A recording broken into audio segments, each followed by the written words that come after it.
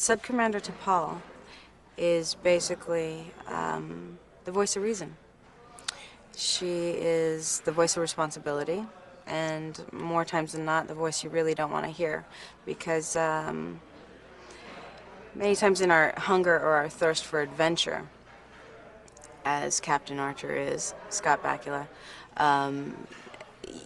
you want to get out there. You want to go do it. You don't want to hear about protocol. You don't want to hear about reason or the way to go about things. You just want to dive in and go.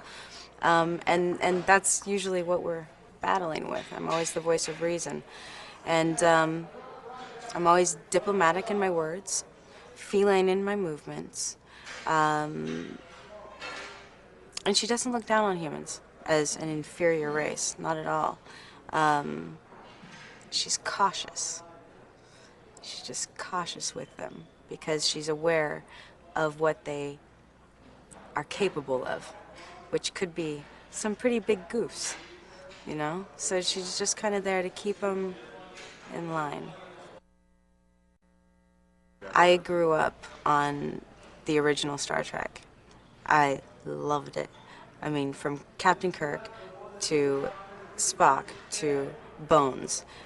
Those three, I mean, especially the relationship between Bones and Spock, it's just always, you green-blooded fool, you know, it just was amazing. But yet, between the three of them, there was always such utter loyalty, which you don't find in life. You know, you say, it's a fortunate life if you can count your friends on one hand. Well, there were three friends, and just with utter loyalty to each other. It was amazing. And yet, like, you know, Bones and Spock, this love-hate relationship. Getting into full costume, it's not that difficult. It's just shy of 2 hours. I don't feel the ears, I don't feel the wig, and the beautiful thing of it is I look so different outside of all of this that once all of this is on, I am T'Pol. And it's extremely empowering because when you're doing character work, there you are. It comes to life right before your eyes, and I'm hard pressed to find, like, okay, where am I? You know?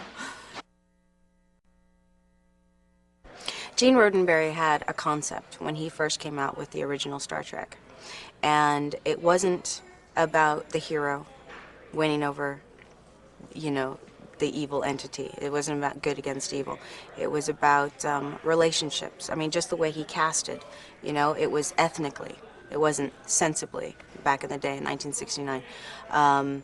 He wanted to nurture our imaginations. He wanted, I mean, the dangers of illusion, and the worlds that we hold in our minds, and what we can create. It wasn't just about, you know, the good guy and the bad guy. There was such a bigger picture, and that is what we're trying to follow in Enterprise, is Gene Roddenberry's original concept and idea when he birthed Star Trek.